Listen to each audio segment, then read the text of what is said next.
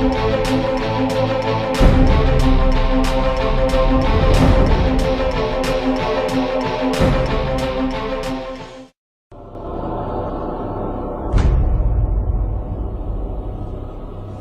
all the success and spin put on the Apollo moon missions in the late 1960s, NASA has never fully answered the question, why have they never returned to the moon? Some ex-NASA employees know the answer, and that is that the moon is crawling with aliens.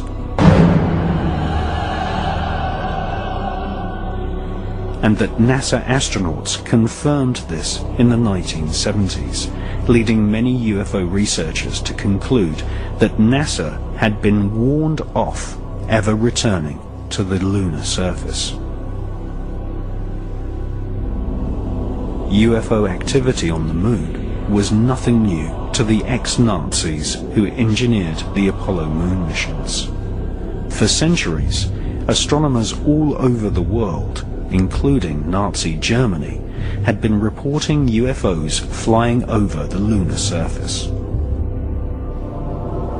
The Lunar Anomalies Report was commissioned by NASA in the years preceding the famous Apollo missions in the late 1960s. For more than 3 years, NASA financed several research scientists to collate a catalogue of anomalous lights which had been reported on the lunar surface by leading astronomers and scientists since the Elizabethan era.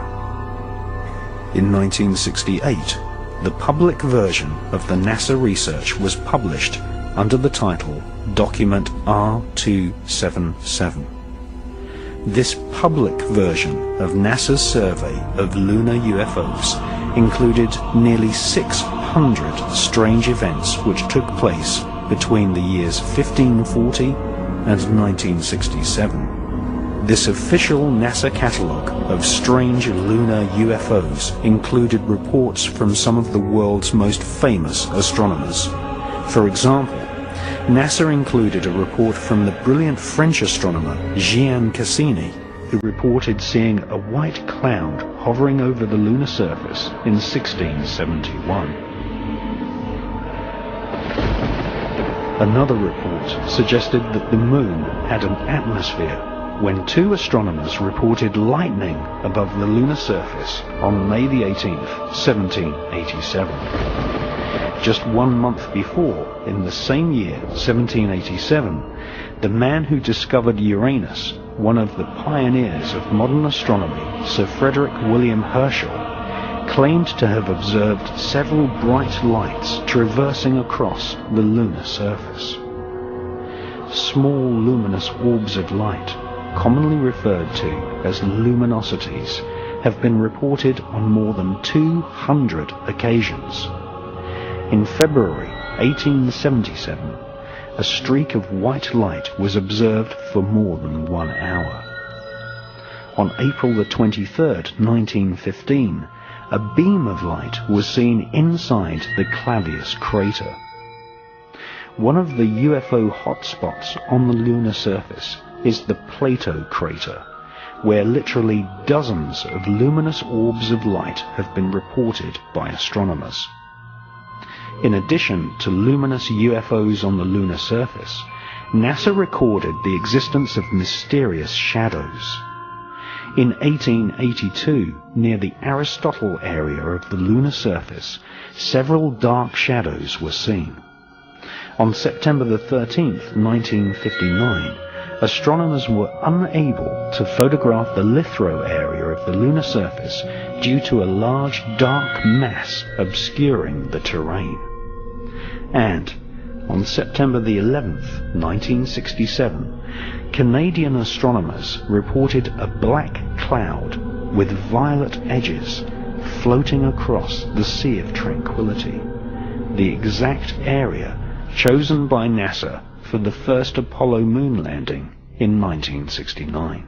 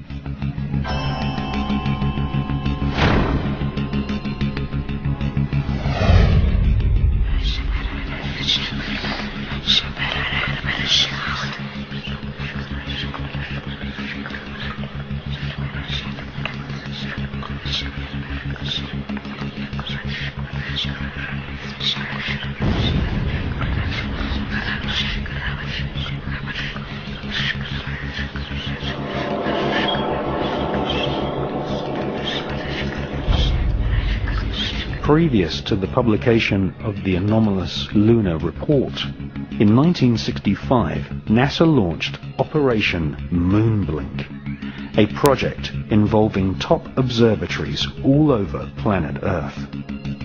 NASA's goal was to collect data on the large number of luminosities seen flying over the lunar surface.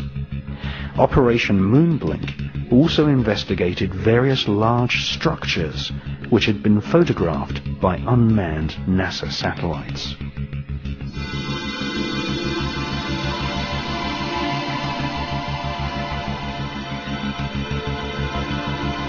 Some of these structures looked suspiciously artificial.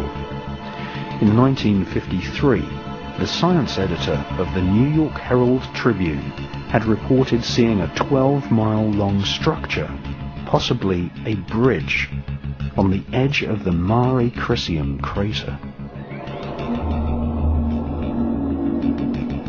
This structure could have been caused by volcanic activity.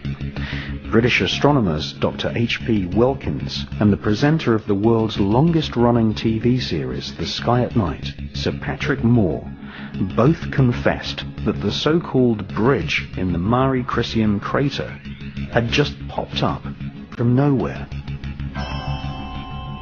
In preparation for the NASA Apollo moon missions, Orbiter 3 was dispatched to take photographs of some of the moon's most interesting structures.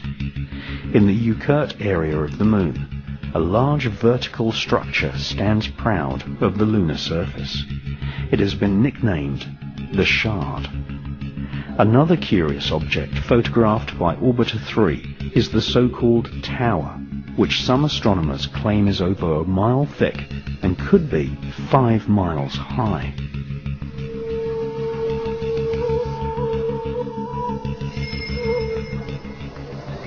After looking carefully through hundreds of NASA photos returned to Earth by Orbiter 3 and its predecessor, Orbiter 2, American author George Leonard published a book called Somebody Else is on the Moon. George Leonard presented many photos in his book, some showing very long tracks in the lunar dust. Tracks which he said had been made by aliens.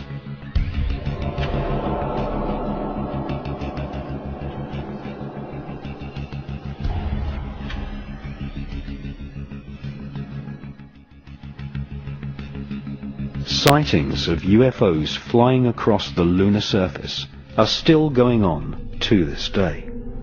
In Japan, amateur astronomers have videotaped spherical luminosities using celestron telescopes.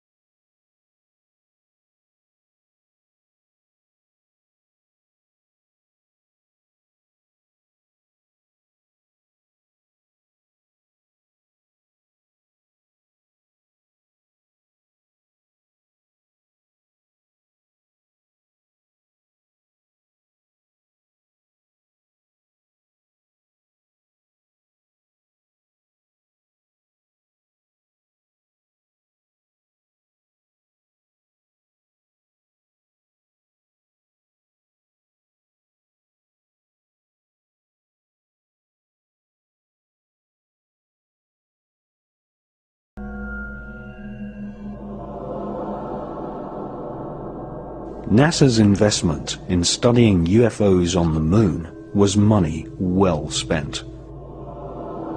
Two ex-NASA mission specialists exposed in the 1970s that NASA astronauts had informed mission control that they had seen alien spaceships on the lunar surface.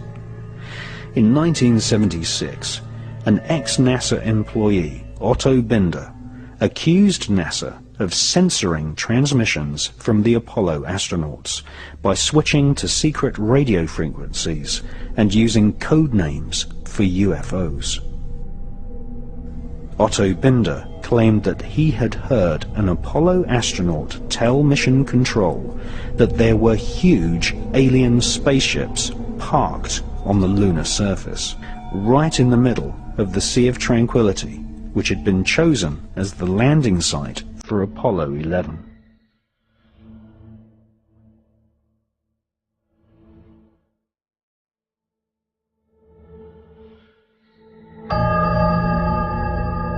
It's one small step for man, one giant leap for mankind.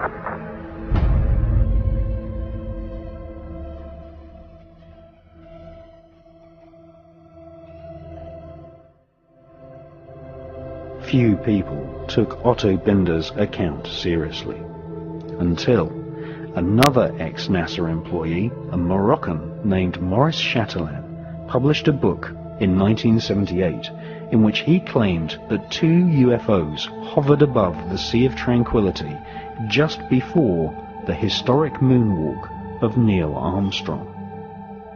Maurice Chatelain was a NASA insider. He invented many of the radio and radar communication systems for the Apollo missions. He had 11 patents awarded for his inventions and had a high-level NASA security clearance, able to talk freely with senior NASA officials. In his book, he quoted radio transmissions between Apollo astronauts and Mission Control. According to Maurice Chatelain, the astronauts informed NASA that there were alien spacecraft lined up on the far side of a nearby crater, observing the historic moonwalk of Neil Armstrong. During his time working on the Apollo space program, Chatelain learnt that aliens not only exist, but that they have had a major role in shaping, and in some cases destroying, civilization. The title of Maurice Chatelain's book proves he was in no doubt that aliens had invaded planet Earth in the past.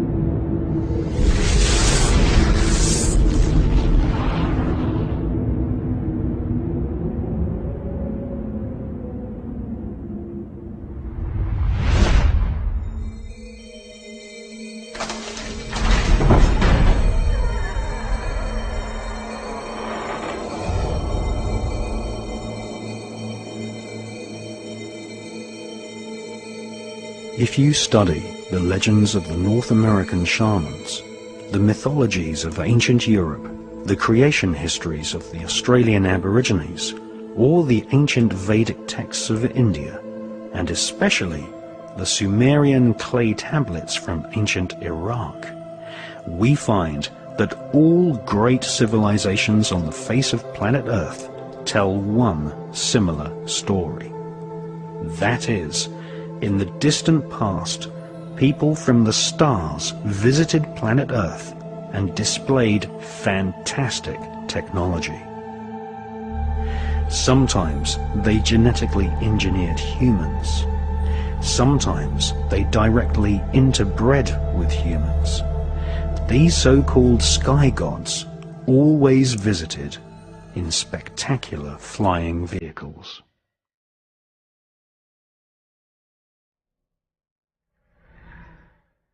And the watchers from the sky saw the daughter of man were beautiful. and they bred with them. And the children were giants, who become rulers, not of human flesh. They were called the Nephilim.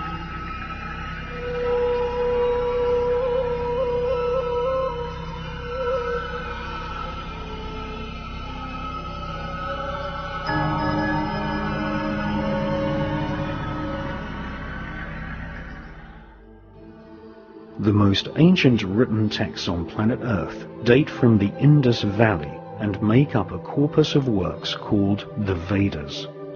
The Bhagavad Gita is an ancient Hindu text which is at least 5,000 years old. This epic mythology inspired the character known as Darth Vader in the Star Wars movies. The Bhagavad Gita described many gods of the stars flying down to planet Earth in alien spacecraft called Virmanas. The ancient Vedas tell us that there are multiple inhabited planetary systems in the universe called Devas, which are ruled by a universal government of beings with superhuman powers and technology, including the power of telepathy and nuclear weapons powerful enough to destroy an entire planet.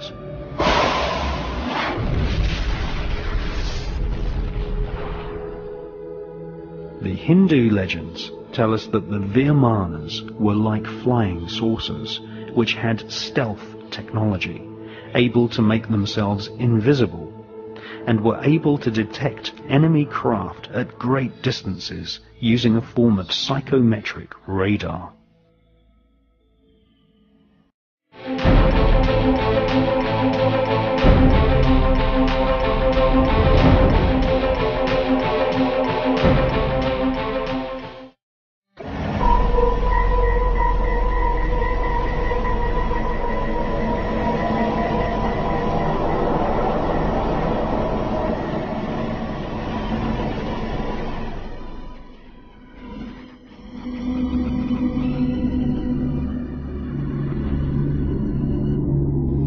The most ancient text of Central America is the Popol Vuh, written by the Mayans, who charted the heavens and had astronomical calendars which predicted solar and lunar eclipses. The Popol Vuh describes the ancestors of the Mayans as great explorers who knew centuries before European scientists that the Earth was not flat, but in actual fact a sphere. The Popol Vuh mentions a great god-king called Quetzalcoatl, who is depicted as a flying serpent.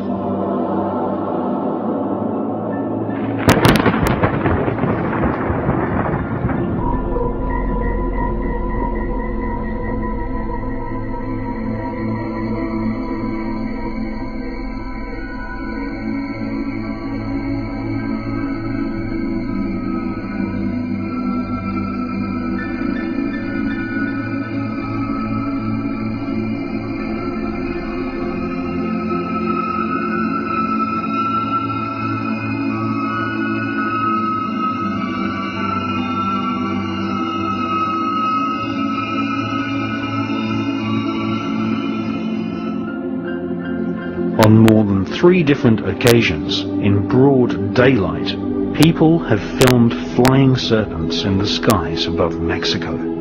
The same phenomena has also been filmed in Scotland, and also from aboard the space shuttle by veteran astronaut Story Musgrave.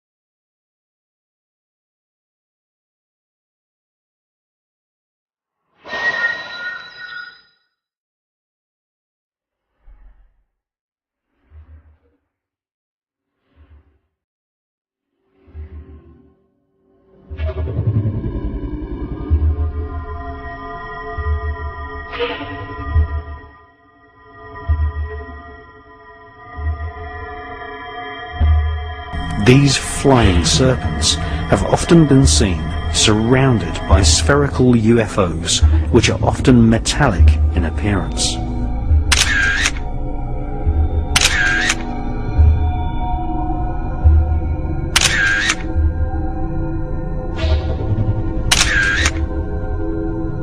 Mexican UFO investigators call these spherical luminosities las perlas, or the pearls. These pearls of the sky are mentioned in ancient Tibetan scriptures. More than one leading Tibetan author suspects that these spherical UFOs are actually alien probes monitoring the evolution of mankind.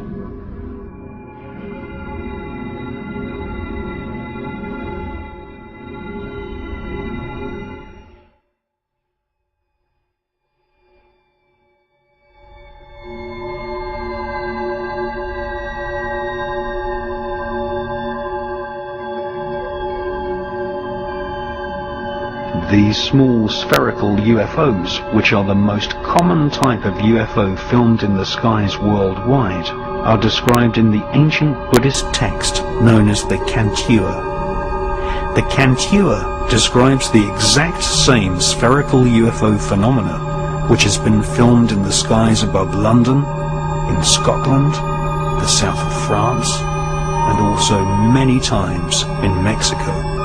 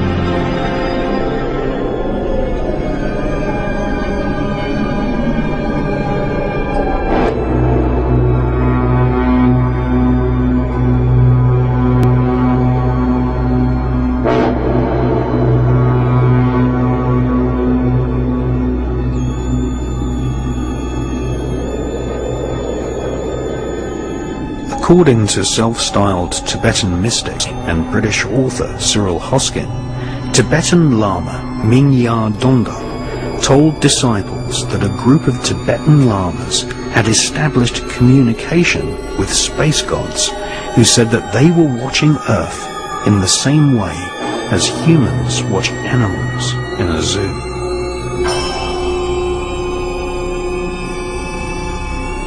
A royal document dating back to the 7th century states that the first 7 Tibetan kings came from the stars.